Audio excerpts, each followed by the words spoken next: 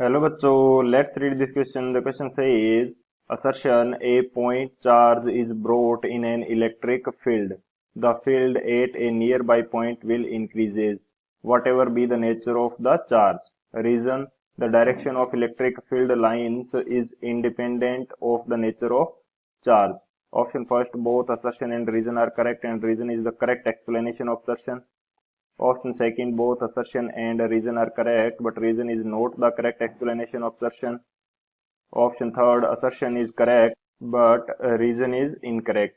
Option fourth, both assertion and reason are incorrect. तो इस question के अंदर असर्शन में हमें बोला गया है कि एक इलेक्ट्रिक फील्ड के अंदर यदि पॉइंट चार्ज लेके आते हैं तो नियर बाई पॉइंट के ऊपर फील्ड की जो इंटेंसिटी है वो इंक्रीज हो जाएगी, चाहे चार्ज की नेचर कुछ भी हो. रीजन हमें क्या दे रखा है कि जो इलेक्ट्रिक फील्ड लाइंस की डायरेक्शन होती है वो चार्ज की नेचर से इंडिपेंडेंट होती है. तो बात करते हैं की कंसेप्ट की. की कंसेप्ट की यदि बात की जाए तो इस क्वेश्चन के लिए की कंसेप्ट हमारे पास क्या हो जाएगा.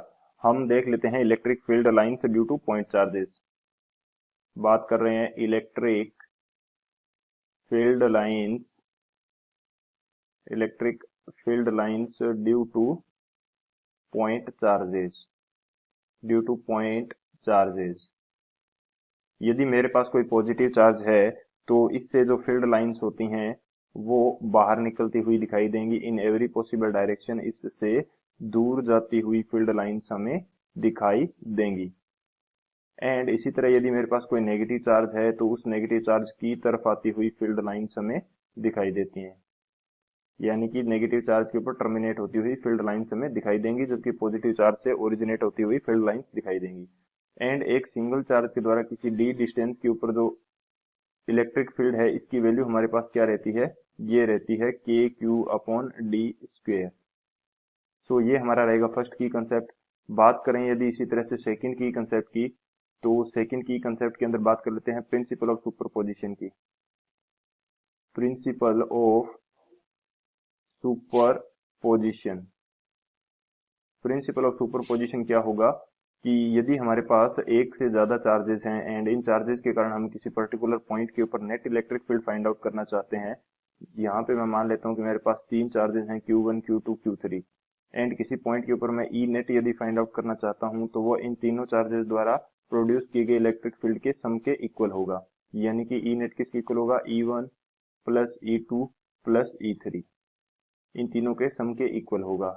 तो ये हमारे पास रहता है प्रिंसिपल ऑफ सुपरपोजिशन. तो इन दोनों की कंसेप्ट की हेल्प से इस क्वेश्चन को सोल्व करते हैं.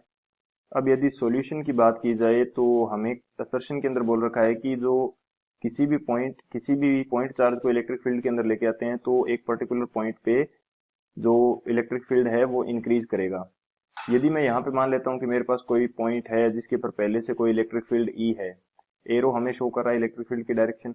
अब यदि इस इलेक्ट्रिक फील्ड के अंदर, यहाँ पे मैं मान लेता हूँ कि ये मेरा इलेक्ट्रिक फील्ड है, इस इलेक्ट्रिक फील्ड के अंदर यदि मैं एक पॉइंट चार्ज पॉजिटिव क्यू लेके आता हूँ तो इस पॉइंट के ऊपर इस पॉइंट चार्ज पॉजिटिव क्यू के कारण इलेक्ट्रिक फील्ड कहाँ पे होगा. हमने की कंसेप्ट के अंदर देख लिया कि इससे पॉइंट चार्ज से दूर की तरफ एंड इस पॉइंट से भी दूर की तरफ होगा. तो इसको मैं बोल देता हूँ E1. तो अब इस कंडीशन के अंदर ई नेट मेरा कितना हो जाएगा, ई नेट ये मेरा हो जाएगा E प्लस E1, क्योंकि दोनों की डायरेक्शन सेम है तो ये सम के इक्वल हो जाएगा.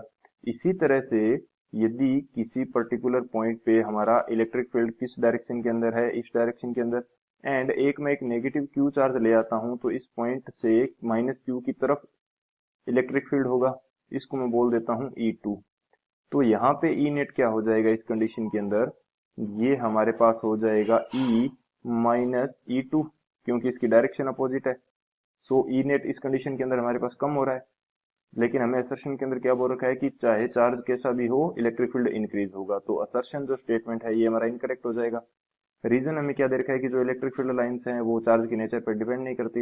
ये हमने की कंसेप्ट के अंदर डिस्कस कर ही लिया कि ये चार्ज की नेचर पर डिपेंड करेगी, पॉजिटिव चार्ज से ओरिजिनेट होती हुई जबकि नेगेटिव चार्ज के ऊपर टर्मिनेट होती हुई दिखाई देती है.